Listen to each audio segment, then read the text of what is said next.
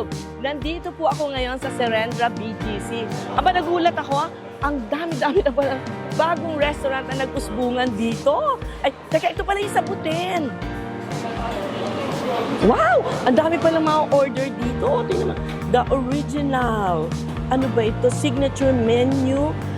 Includes shredded cabbage, pickles, rice, all items refillable, tenderloin set. Merong miso katsu. Nako, nakakapaglaway. Merong prawn original tenderloin roll. At saka, yes, kung ano-ano. Ang dami palang masarap dito. Clay pot pa, oh. Parang lahat masarap. Papasok ako at i-interviewin ko ang isang celebrity. Abangan po ninyo. Tara. Hi, Hello. Miss Tessie. Welcome to Saboten. Thank Doon po you, kayo. Juby. Halika. Saan ba doon? Okay. Doon po, ma'am. Doon tayo, Thank you. ma'am. Alam mo, may bisita akong celebrity guest na dito ko i-interviewin sa Saboten. Ay, teka. Ayun na pala siya. Oh, malika. Ayan na. Ayan. Buti naman, akala ko naligaw. Oo. Hello. Tita. Ay. Come in. This is Juby, Miss ang Juby. ating manager dito sa Saboten. Ang taas-taas talaga nito, Manu. Alika, dito tayo mag-i-interviewan at mamaya siyempre, titikman natin ang kanilang masarap na Japanese Ito na ako food, excited. di ba? Alika. Kasama ko po ngayon ang isang napakahusay na aktor. Singer rin, ha? At makisig, guwapo, at higit sa lahat, kababayan ko. Kasi alam niyo ba, pareho kaming waray-waray dahil taga-Katbalogan, Samar kami. Ladies and gentlemen, let's welcome Mr. Tom Rodriguez. Hey, everyone. Hello, Thank you. welcome back. Taga kita hindi nakita. At parang lalo kang gumapo at palagi ko nagpapa-facial ka. Kasi kinis-kinis ang balat mo. Tinitigyawat ka ako konti ngayon. Ah, Pero thank you. balikan natin yung masayang-masaya tayo nung hinost ni Michael Cinco, our hermano mayor, yung ating awards night dun sa Katbalogan. Unang-una, congratulations. Did you expect that? Thank you, thank you. Oo.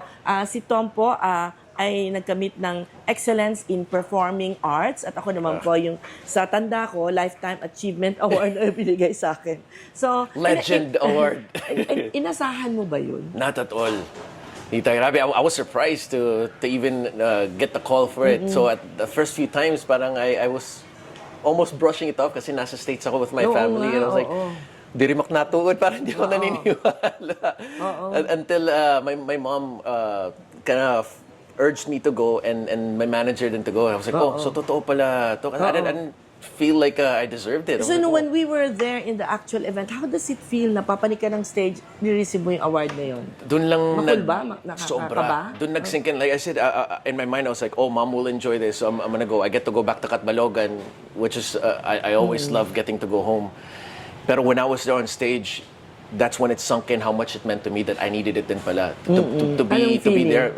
It was amazing to be there among people who saw me grow up. I mean, they saw me from where I started. Yes. It meant more than a lot of other accolades that I may have gotten in the past. Parang, whoa. Ako rin, actually, baka sabihin, hindi ko man lang binabanggit. Pero ganun din ang naramdaman ko that, I'm in my hometown and I received this award from someone who is so successful because we know who Michael Cinco is, no?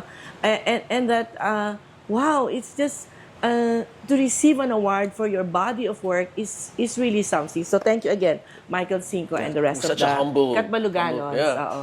Maka-humble sobra, grabe. Oo. At saka, yun nga, papakita namin yung mga pictures namin. He turned that venue into a Versailles Palace na pinag-usapan ng lahat.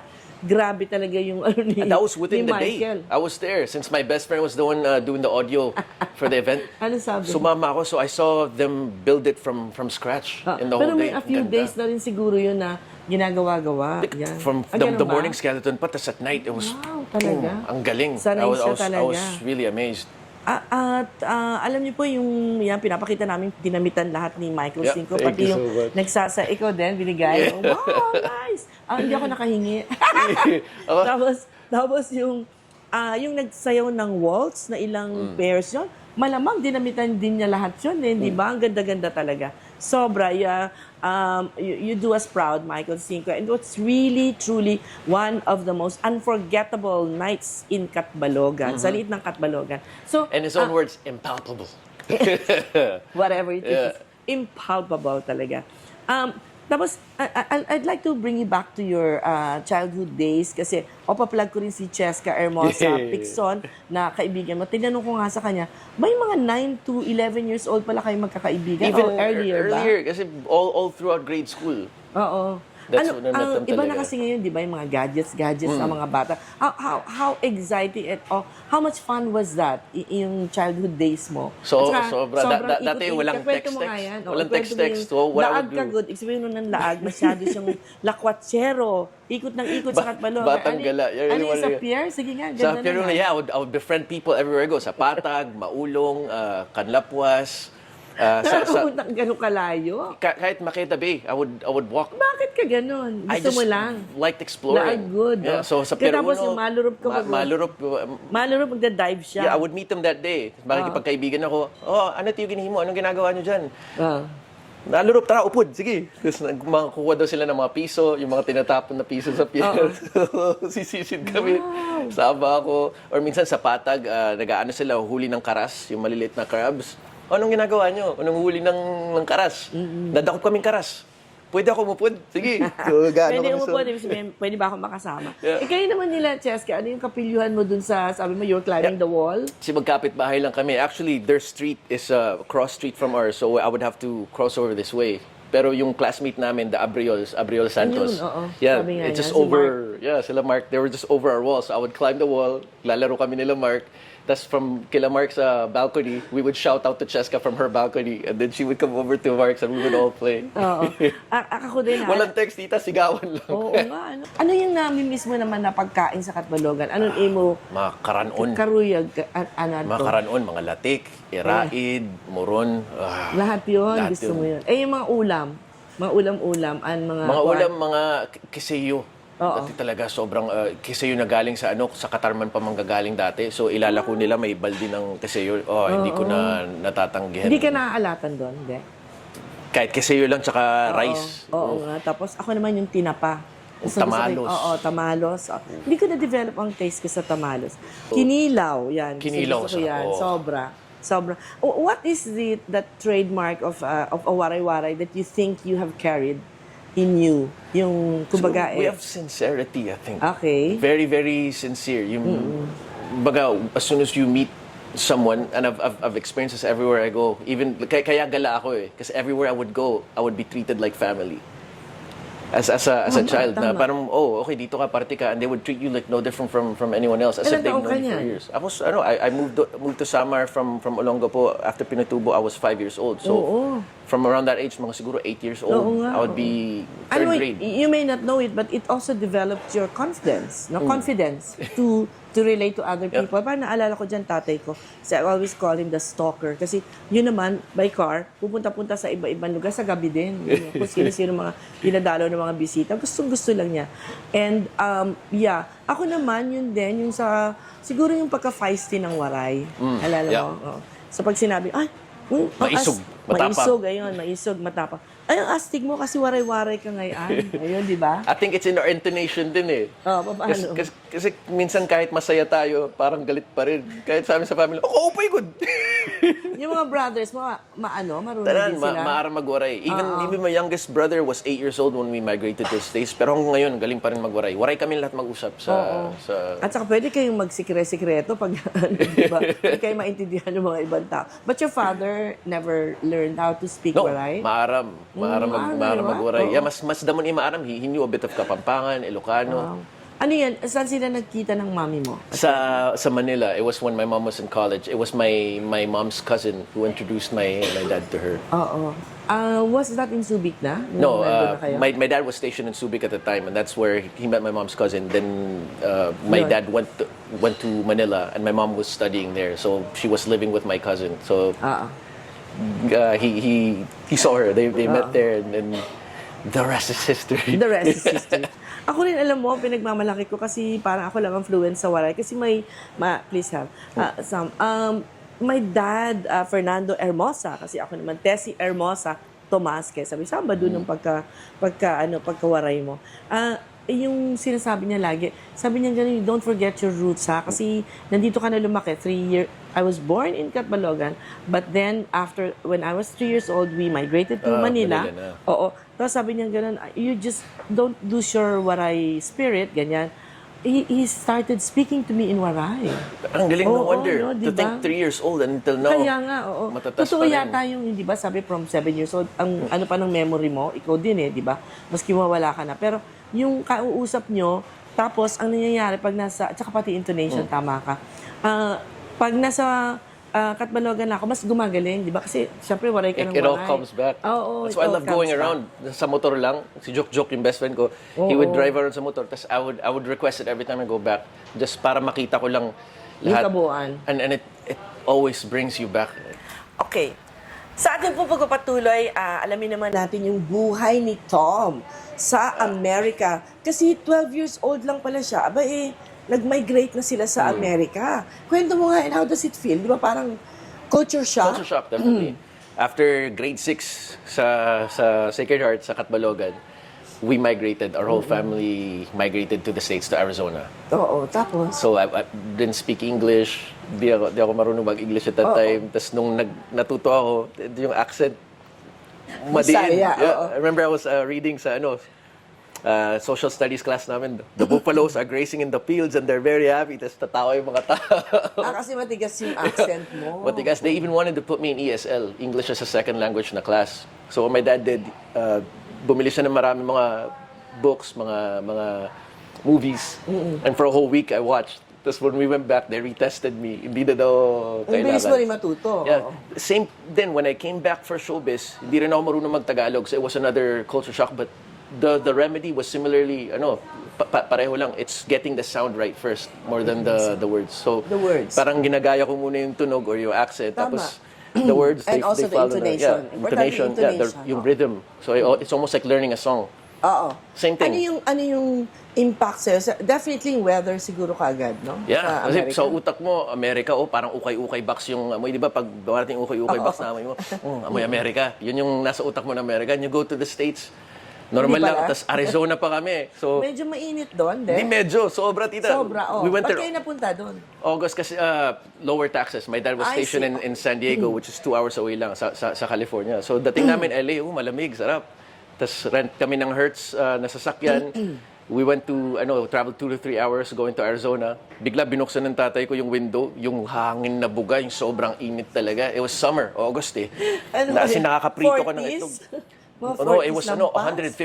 115 or 120. Oo, parang mga Degrees. 50 degrees yata. Yeah, ngayon. sobrang init. Nakakaprito ka ng itlog sa kalsada. So how did you No joke. adjust? Lagi lang nasa loob ng bahay? Hindi, nakaganon lang kami lagi.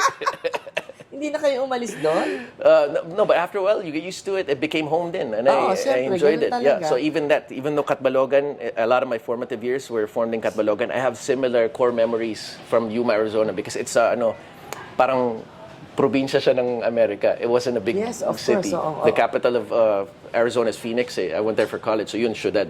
But Yuma is a small town, Oo, farming town lang din. So my love for Catbalogan, the simplicity of Catbalogan, it was very easy na ma-transfer sa Arizona. Pero hindi ka na homesick sa Philippines noon? At the time, yeah.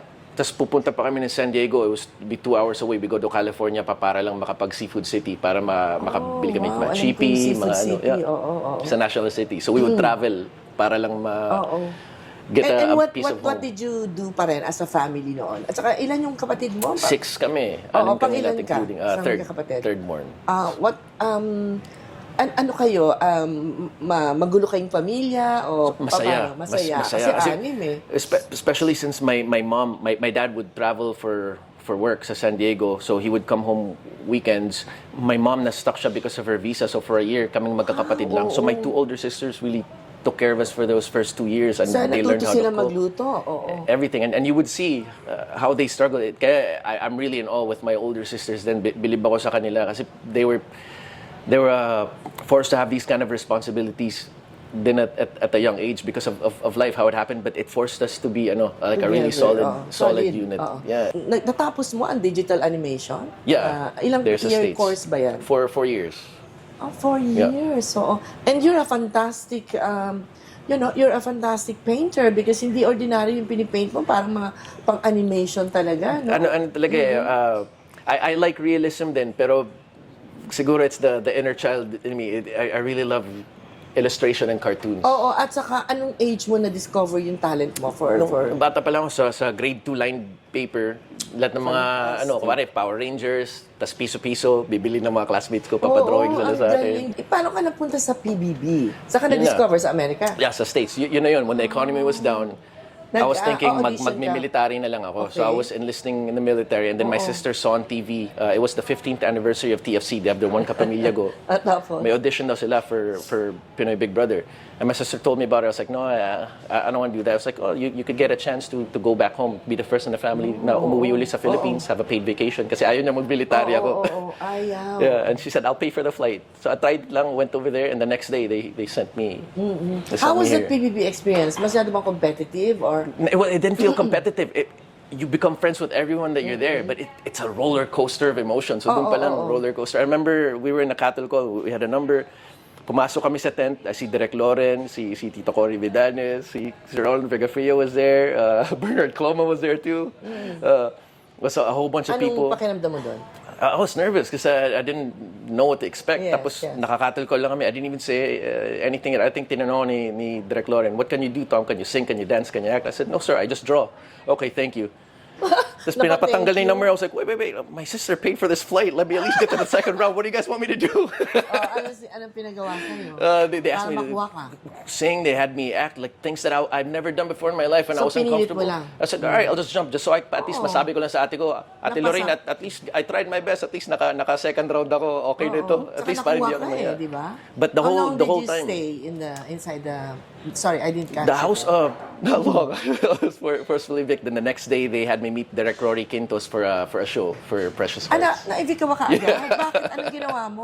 At that time, I got Not mad at following orders. Yeah, nagalit ako kay Kuya at that time. I don't know how they showed it in the Napaaway edit, ka? Oh. but I wasn't mad at any of my housemates. It was at Kuya because I would beat myself up Okay. whenever Anong we would, pinagawayan nyo? whenever we would lose because my teammates were going hungry.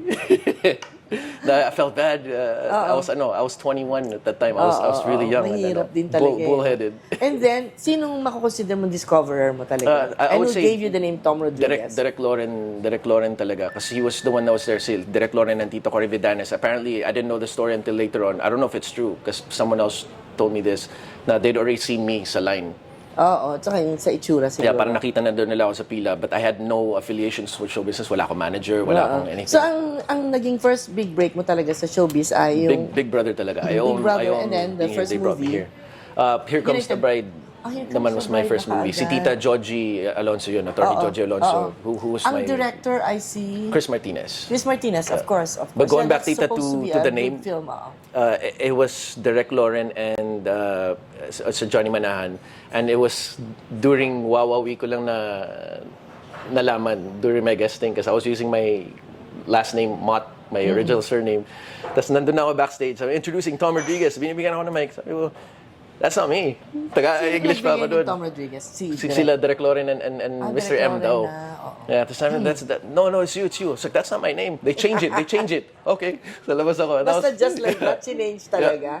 Apparently because of Nakakatuwa. Miguel Rodriguez. Anyway, Dinadaldal ko. yung movie mo with Marian Rivera is Chris Martinez as well. So that was yun yeah. ba? Oo. Pero yung Both Temptation films. Island, parang na-cite din dun sa research na nakita ko. What was your role there na parang napansin ka din doon? Umberto. O yung Umberto, ano naman yun? It was a remake. Siguro naka-underwear ako doon for like 90% of the film. Maybe that's why, I don't know. But I'm really thankful that they got me for that Hindi ka film. natakot doon sa naka-underwear ka lang? So natakot syempre. Buti na lang at that time medyo gutom-gutom kasi I was stubborn. I really wanted to do things on my own, and at that time I was starting from kind of the ground up here. So medyo may Talaga? pandesal at that time.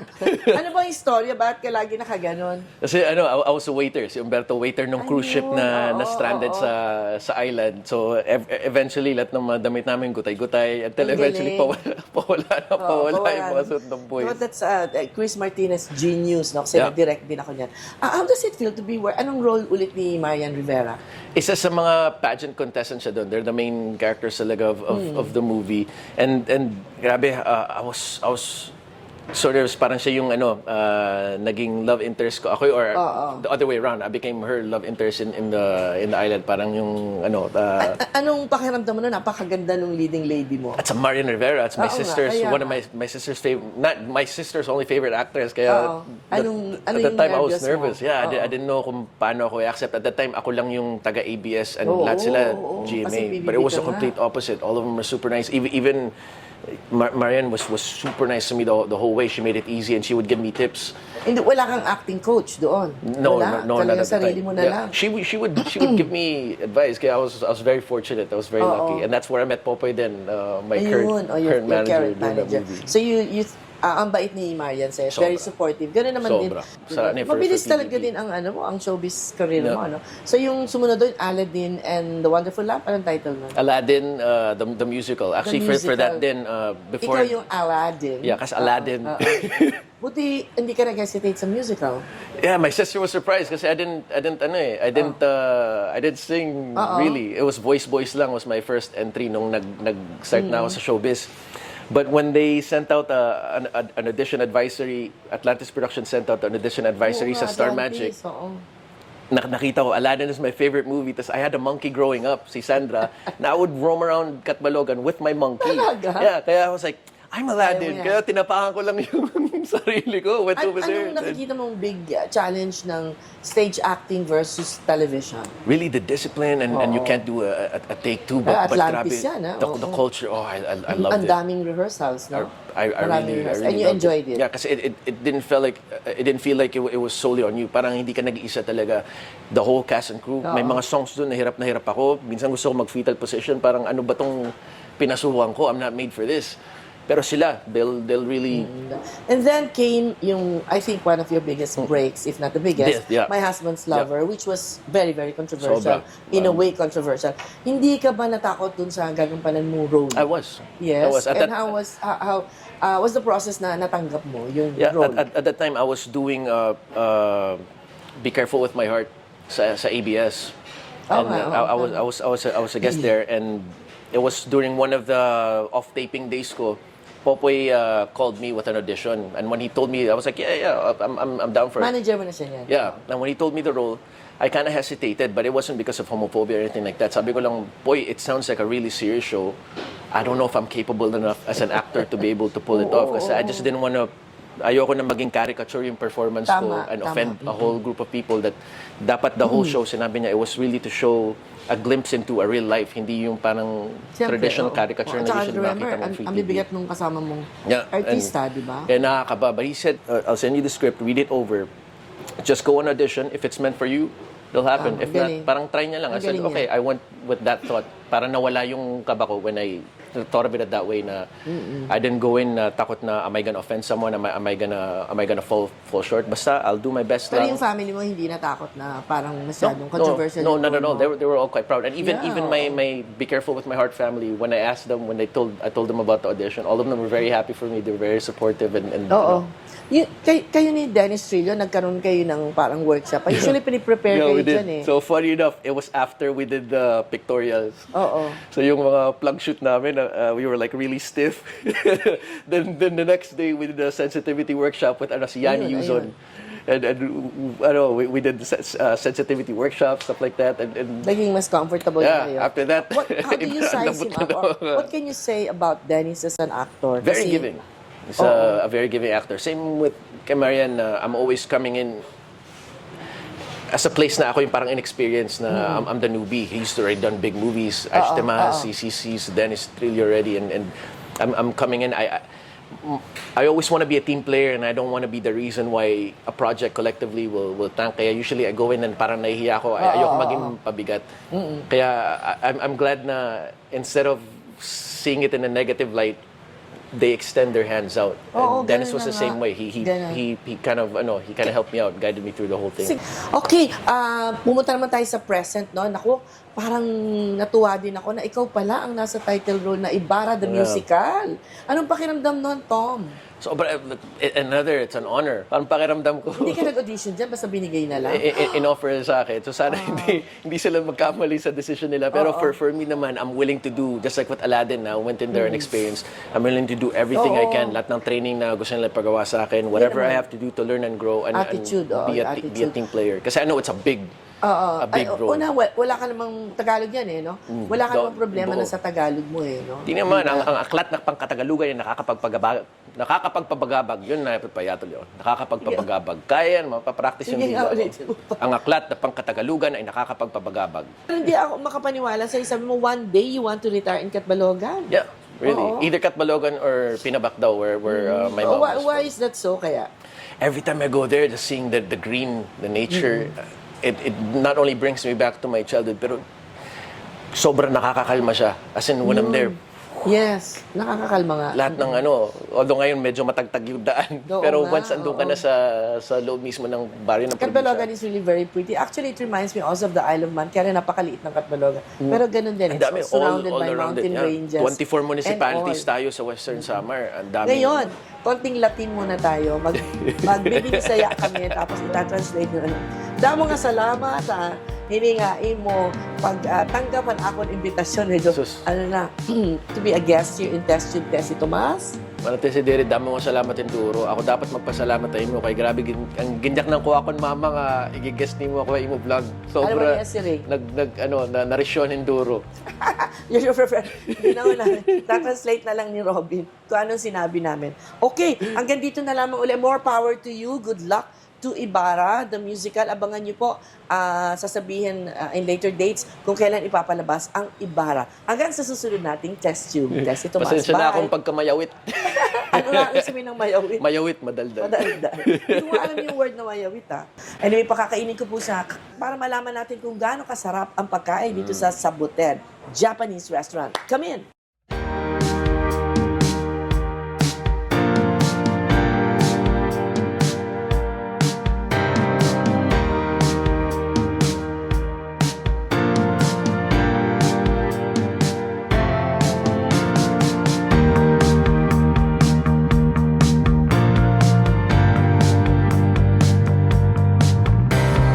Sarap! Marasa, no?